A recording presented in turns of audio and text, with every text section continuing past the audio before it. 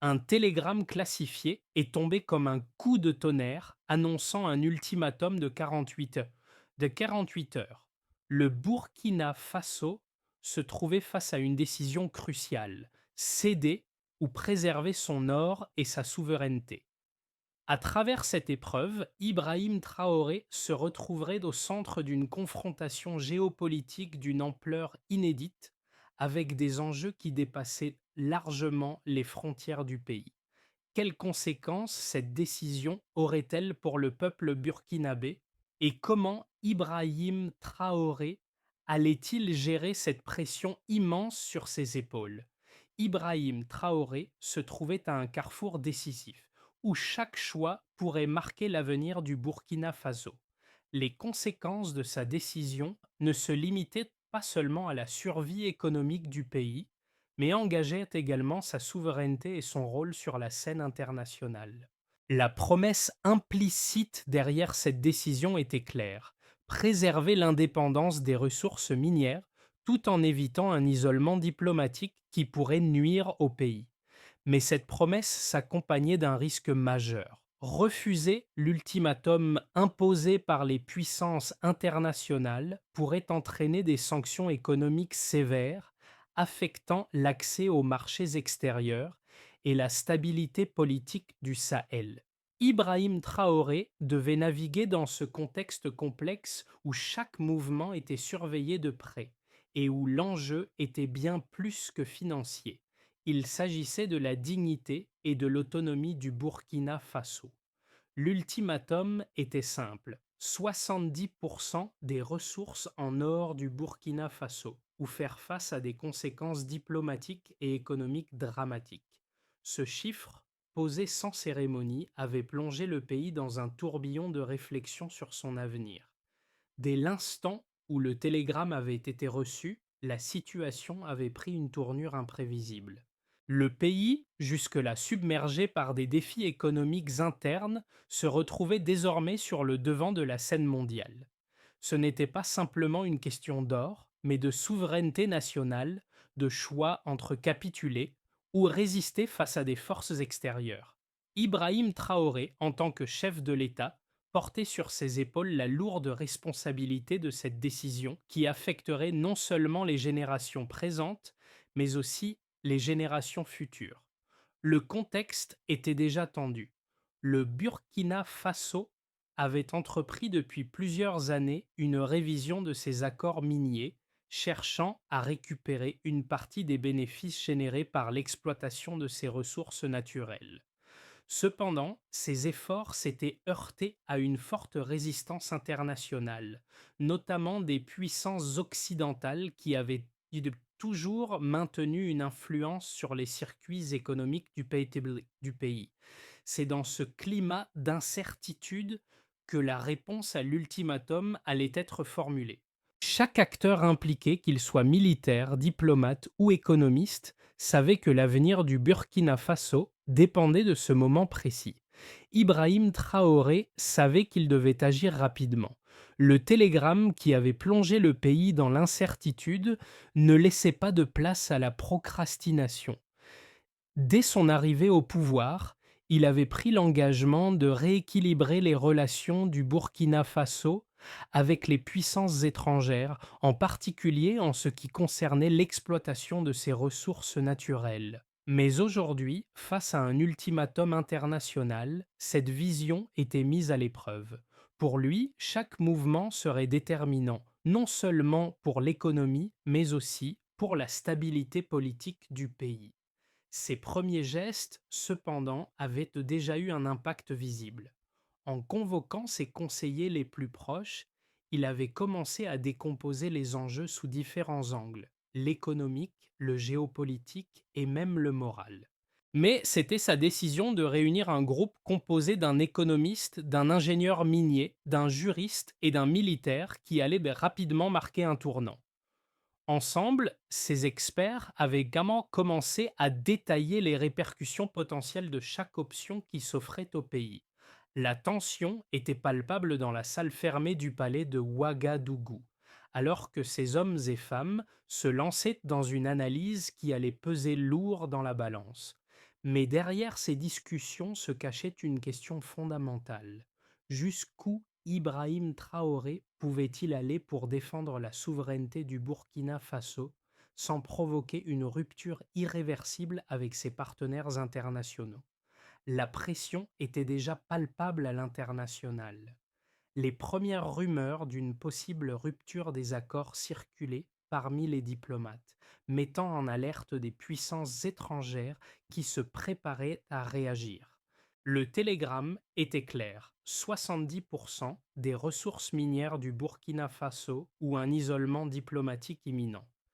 Dès sa réception, la situation a pris une tournure dramatique. Ibrahim Traoré a dû réagir rapidement face à la pression exercée par les puissances internationales. Le pays s'est retrouvé dans une phase de confrontation où chaque décision pourrait faire basculer l'équilibre fragile entre souveraineté et dépendance. En quelques heures, les différentes instances gouvernementales ont été convoquées et les premières discussions ont eu lieu sur la meilleure manière de répondre à l'ultimatum. Le président Traoré, après des heures de délibérations intenses, a pris la décision de ne pas céder à la pression et de défendre fermement la souveraineté du Burkina Faso, même au prix d'une rupture avec certains de ses partenaires étrangers. Les premières actions ont été immédiates. Des mesures de sécurité ont été mises en place autour des sites miniers stratégiques. L'armée et la gendarmerie ont été déployées pour protéger les infrastructures vitales du pays. Une décision de verrouillage des zones sensibles a été prise, avec des unités spéciales envoyées pour garantir qu'aucune extraction illégale ou non autorisée ne se produise. Cette action rapide a montré la détermination de l'État burkinabé à ne pas céder aux demandes extérieures, mais elle a aussi marqué le début de tensions qui n'allaient pas tarder à se manifester à l'échelle régionale et internationale. Les réactions extérieures ont suivi presque instantanément. Les diplomates étrangers ont commencé à exprimer leurs préoccupations face à l'escalade des tensions. Les États-Unis, la France et le Royaume-Uni ont multiplié les appels diplomatiques demandant une solution pacifique et un retour à la table des négociations. Cependant, les autorités burkinabées restaient inflexibles, affirmant que la souveraineté du pays était non négociable. La situation était désormais tendue, et chaque geste semblait pouvoir déclencher une nouvelle escalade. Mais c'était le moment où la décision de maintenir la ligne allait réellement se faire sentir, et le destin du Burkina Faso se jouait en quelques jours. Dans les heures qui ont suivi la prise de décision d'Ibrahim Traoré, plusieurs indicateurs ont commencé à révéler l'ampleur des enjeux économiques liés à l'ultimatum. Le premier chiffre marquant fut celui de la production d'or, environ 85 tonnes par an, dont près des deux tiers échappaient encore au contrôle direct de l'État. Cette donnée a permis de mesurer l'importance stratégique des mines pour le pays, ainsi que l'énorme défi que représentait la réappropriation de ces ressources. Une autre donnée cruciale a été l'analyse des revenus générés par l'exploitation minière. Bien que la part de l'État dans ces revenus ait augmenté ces dernières années, elle restait insuffisante pour garantir une pleine autonomie économique. Le pays dépendait encore fortement des accords externes pour financer ses projets de développement, et un retrait de ces accords risquait de déstabiliser l'ensemble du système financier national. Ensuite, la question de l'endettement extérieur a émergé comme un facteur clé dans les décisions du gouvernement. Le montant total des dettes extérieures du Burkina Faso s'élevait à près de 5,6 milliards de dollars, une somme héritée de décennies de prêts et de concessions économiques. Le choix de maintenir le contrôle des ressources naturelles tout en refusant de céder aux demandes étrangères signifiait accepter un choc immédiat sur l'économie, une contraction prévisible du PIB de moins 3,2% pour l'année suivante selon les premières projections. Cependant, cette décision offrait également la possibilité d'une restructuration interne à long terme avec une augmentation des revenus publics grâce à la nationalisation partielle des mines. Les experts ont également mis en lumière l'effet de la fermeture temporaire de certaines zones minières. L'interruption des échanges commerciaux dans ces régions a conduit à une hausse immédiate du prix de l'or de 3,7% au bout de 24 heures, puis de 5% à la fin de la journée. Ce phénomène a révélé un autre aspect du pouvoir de négociation du Burkina Faso.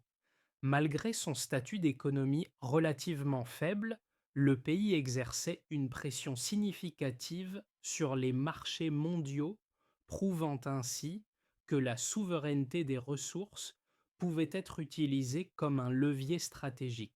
Enfin, la réactivation des circuits locaux, avec la mise en place d'une nouvelle stratégie pour encadrer les investissements internes, a permis d'observer une légère amélioration de la circulation des liquidités en francs CFA.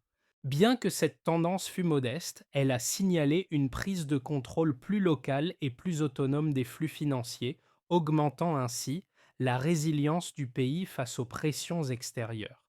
Dans cette situation complexe, deux arguments principaux ont émergé, opposant des visions diamétralement opposées du futur du Burkina Faso.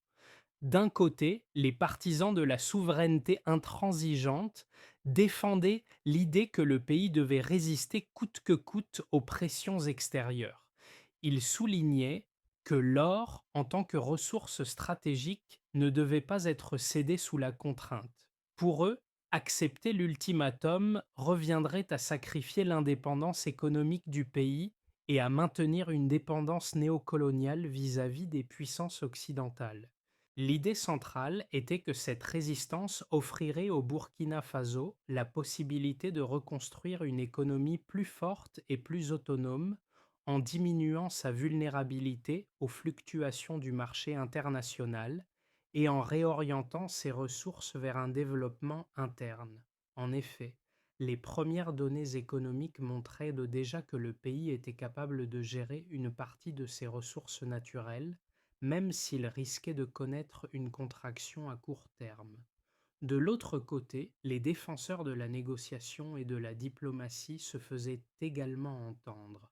Ils soutenaient que le Burkina Faso, en tant qu'État enclavé et relativement isolé sur le plan économique, ne pouvait pas se permettre de couper les ponts avec ses partenaires internationaux.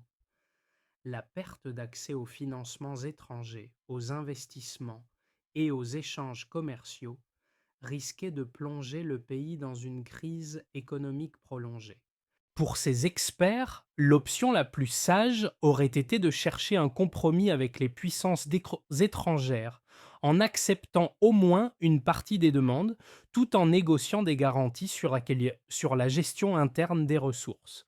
L'argument clé résidait dans l'idée que l'indépendance économique ne pouvait pas se construire en coupant totalement les liens avec le monde extérieur, surtout pour un pays qui, en l'absence de ressources financières, interne solide dépendait encore largement de ses échanges commerciaux pour sa survie.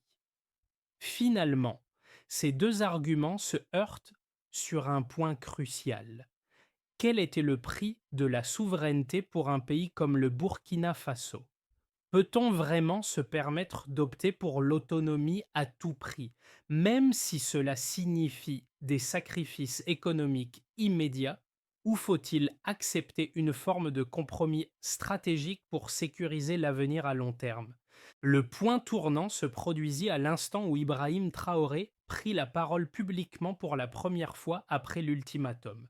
La souveraineté du Burkina Faso ne se négocie pas, affirma-t-il d'une voix calme mais ferme, devant une foule tendue, tout en rappelant que le pays avait déjà payé un lourd tribut pour son indépendance. Cette déclaration n'était pas seulement une réponse à la pression extérieure, elle marquait un changement dans la perception de la situation par le peuple burkinabé. À ce moment précis, les doutes qui planaient sur la capacité du gouvernement à résister aux forces internationales commencèrent à se dissiper. L'ultimatum n'était plus seulement une question économique ou diplomatique. Il était devenu un symbole de la volonté nationale de rester maître de son destin. Les médias étrangers, jusque-là sceptiques, commencèrent à relater cette position avec plus de respect, et certains analystes prévoyaient que cette rupture stratégique pourrait ouvrir une nouvelle ère pour le pays. Les conséquences de la décision de résister aux pressions internationales ont commencé à se manifester rapidement et de manière tangible dans plusieurs domaines du Burkina Faso. Premièrement, les groupes d'opposition interne qui avaient initialement exprimé des réserves quant à la politique d'Ibrahim Traoré ont changé de ton. Nombre d'entre eux, voyant dans cette résistance une affirmation de la souveraineté nationale, ont commencé à soutenir le président dans cette lutte.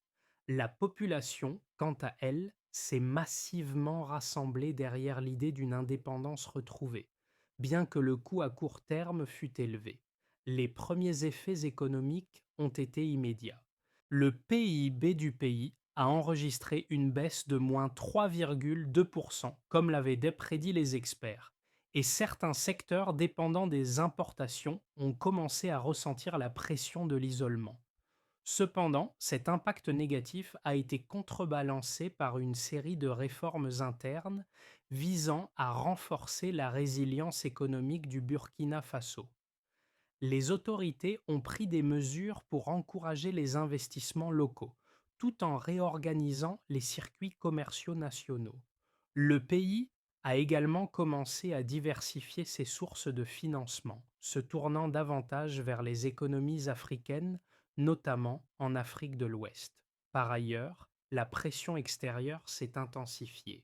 Les sanctions économiques ont été mises en place par plusieurs pays occidentaux, affectant l'accès du Burkina Faso aux marchés internationaux et au financement extérieur. Toutefois, ces sanctions ont eu l'effet paradoxal de renforcer la solidarité au sein de la région. Sinon, les autres nations du Sahel, voyant en la résistance du Burkina Faso un modèle de défiance face aux puissances dominantes, ont exprimé leur soutien moral. Un sentiment de solidarité régionale a émergé, marquant un tournant dans les relations géopolitiques du Sahel. Dans les rues de Ouagadougou, la tension était palpable, mais un optimisme discret se faisait sentir. La promesse de Traoré de rétablir la souveraineté minière semblait commencer à porter ses fruits. Bien que les défis économiques demeuraient nombreux, la confiance en un avenir autonome grandissait. Les discussions sur les réseaux sociaux et dans les cafés tournaient autour de cette nouvelle dynamique. Les Burkinabés se retrouvaient unis dans un sentiment de fierté nationale malgré la situation difficile. La question qui dominait désormais les débats était: quelle sera la prochaine étape de cette transition et à quel prix le pays réussira-t-il à préserver sa souveraineté? Dans les mois qui ont suivi la décision de maintenir la ligne, plusieurs scénarios ont émergé quant à l'avenir immédiat du Burkina Faso. Chacun de ces scénarios repose sur des hypothèses distinctes, prenant en compte les risques et les opportunités créées par la décision d'Ibrahim Traoré de résister à l'ultimatum international. Pour commencer, l'hypothèse la plus probable serait celle où le Burkina Faso choisit de tenir la ligne. Il continue de maintenir sa souveraineté sur ses ressources minières, tout en consolidant ses relations avec d'autres pays africains. Les premières estimations montrent une légère contraction du PIB de moins 3,2% pour l'année en cours, mais le pays réussit à éviter une crise économique majeure. Grâce à une série de réformes internes, notamment dans la fiscalité et la gestion des ressources naturelles, l'économie commence lentement à se redresser. Les investissements étrangers restent limités, mais le pays voit une augmentation de l'investissement local et une hausse des partenariats avec des entreprises africaines. La solidarité régionale se renforce avec l'adhésion progressive de pays voisins qui cherchent à s'inspirer de l'exemple du Burkina Faso. Ce scénario maintient une certaine stabilité, mais avec des défis constants en termes de gestion des ressources et de relations diplomatiques internationales. Ensuite, on peut imaginer une trajectoire plus favorable portée par un effet dominos africain. Dans cette version, le Burkina Faso réussit à transformer la crise en une opportunité pour renforcer l'intégration économique et politique de la région. D'autres pays du Sahel, inspirés par la position de Traoré, décident de suivre une trajectoire similaire. Des initiatives communes sont lancées, notamment pour la gestion des ressources naturelles et la création d'une monnaie numérique régionale. Le Burkina Faso devient un leader dans ce mouvement en jouant un rôle clé dans la refonte des relations économiques au sein de l'Afrique de l'Ouest. L'économie burkinabé commence à se diversifier davantage, soutenue par des investissements dans des secteurs tels que l'agriculture, la technologie et les infrastructures. Bien que les sanctions économiques persistent, leur impact est atténué par l'augmentation des échanges intra-africains et des partenariats renforcés avec des acteurs économiques locaux. Ce scénario porte des espoirs de croissance à long terme soutenus par une coopération régionale accrue. Enfin, il existe aussi une issue plus sombre, celle d'une crête étroite où la marge de manœuvre se réduit.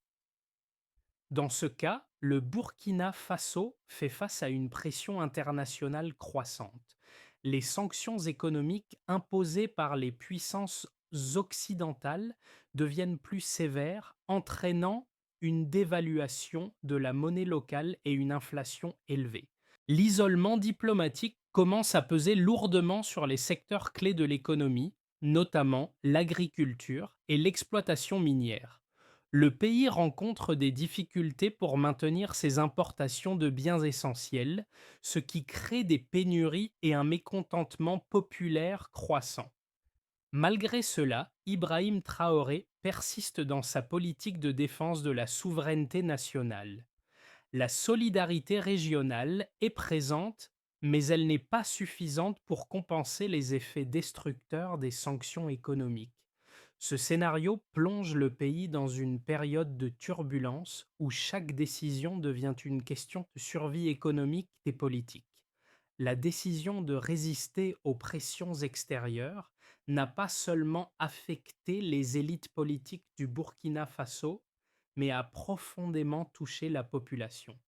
Au-delà des statistiques économiques et des analyses diplomatiques, ce choix a résonné dans le quotidien des Burkinabés qui ont vu dans ce geste une affirmation de leur dignité et de leur droit à l'autodétermination. Les habitants des villes, tout comme ceux des villages reculés, ont commencé à ressentir que l'avenir du pays était désormais entre leurs mains et non plus sous le contrôle de puissances étrangères. Ce sentiment de cohésion et de fierté a été particulièrement palpable dans les rues de Ouagadougou où des rassemblements ont eu lieu, non pas pour soutenir un dirigeant, mais pour célébrer un idéal de souveraineté collective. Le rôle des jeunes, en particulier, a été central dans cette dynamique. En dépit des difficultés économiques qui en ont découlé, nombreux sont ceux qui ont vu dans cette résistance une opportunité de redéfinir leur avenir. Beaucoup ont commencé à s'impliquer davantage dans les projets locaux, cherchant à contribuer activement à la reconstruction économique du pays. Les réseaux sociaux, quant à eux, ont amplifié ce mouvement en devenant un espace de discussion où chacun pouvait partager ses idées sur la voie à suivre. L'unité nationale semblait prendre forme, non seulement à travers les actions du gouvernement, mais aussi à travers la mobilisation populaire. Dans le même temps, le sentiment de solidarité régionale s'est renforcé. Les voisins du Sahel ont vu le Burkina Faso comme un modèle, un pays qui, malgré sa vulnérabilité, osait défier les puissances dominantes. Cette vision d'unité et de résistance a inspiré des discussions sur la possibilité de créer des alliances plus solides au sein de la région, dépassant les frontières nationales et cherchant à bâtir un avenir commun. Pour les Burkinabés, la décision de défendre leur souveraineté est devenue plus qu'une simple politique. C'était un symbole de leur pouvoir collectif, une démonstration qu'ils pouvaient, malgré tout, façonner leur propre destin. Pour garantir la pérennité de la souveraineté du Burkina Faso et surmonter les défis économiques qui en découlaient, Ibrahim Traoré a mis en place une série de mesures concrètes destinées à renforcer la résilience nationale. La première étape cruciale a été la sécurisation des ressources minières. Des équipes mixtes, composées de militaires et de gendarmes, ont été déployées sur les sites aurifères stratégiques afin de prévenir toute extraction illégale ou non autorisée. La surveillance a été intensifiée et des contrôles plus stricts ont été instaurés, garantissant ainsi que l'or du pays restait sous contrôle national. En parallèle, une réforme fiscale et contractuelle a été lancée visant à optimiser la gestion des ressources naturelles tout en redistribuant équitablement les bénéfices au niveau local. Le gouvernement a renégocié certains contrats miniers imposant une plus grande transparence et une meilleure répartition des profits, tout en garantissant que les communautés locales bénéficient directement des revenus générés. Cette réforme a permis de renforcer le tissu économique local tout en assurant que les ressources du pays profitent d'abord à ses citoyens avant d'être allouées aux marchés internationaux. La numérisation des échanges commerciaux a également été une priorité. Le gouvernement a accéléré le déploiement d'un système de paiement national interconnecté avec les réseaux africains afin de réduire la dépendance aux circuits financiers internationaux. Ce système a permis de sécuriser les transactions, d'augmenter la circulation des liquidités en monnaie locale et d'encourager les investissements régionaux, en particulier en Afrique de l'Ouest. Les résultats ont été rapides. Dès les premiers mois, la part des paiements en francs CFA a légèrement augmenté, signifiant un renforcement de la confiance dans l'économie locale et une réduction de la dépendance aux devises étrangères. Enfin, le gouvernement a lancé un programme d'éducation économique pour sensibiliser la population aux enjeux liés à la dette, aux ressources naturelles et aux flux commerciaux. Ce programme, destiné à toutes les tranches de la société, a permis une meilleure compréhension collective des défis économiques du pays et de la manière dont chacun pouvait y contribuer. L'intégration de ces modules dans les écoles et universités a été un pas important vers la construction d'une génération consciente et engagée dans le développement durable du Burkina Faso. Alors que le Burkina Faso entrait dans une nouvelle phase de son histoire, Ibrahim Traoré se tenait, une fois de plus, devant son peuple. Son regard était empreint d'une détermination calme, mais aussi d'une profonde responsabilité. Nous avons choisi notre avenir, avait-il déclaré lors de sa dernière allocution publique.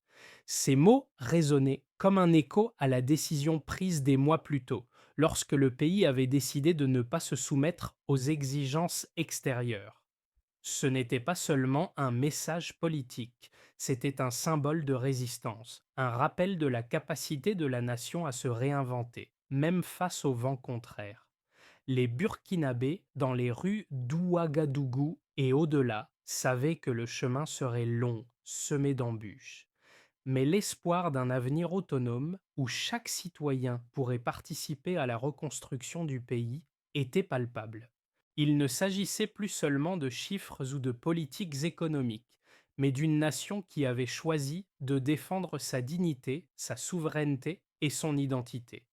Ibrahim Traoré avait créé un lien fort avec son peuple, un lien forgé dans la lutte commune pour l'indépendance, non seulement vis-à-vis des puissances extérieures, mais aussi à l'égard de son propre destin. Le message qu'il laissait derrière lui était clair. La souveraineté du Burkina Faso n'était pas un idéal abstrait, mais une réalité vécue chaque jour par ceux qui croyaient en l'avenir du pays. Et ce jour-là, dans l'ombre du palais, un simple mais puissant sentiment flottait dans l'air. Nous avons tout ce qu'il faut pour réussir. C'est ensemble que nous bâtirons ce futur. Le Burkina Faso, après une lutte acharnée, s'est retrouvé à un carrefour décisif.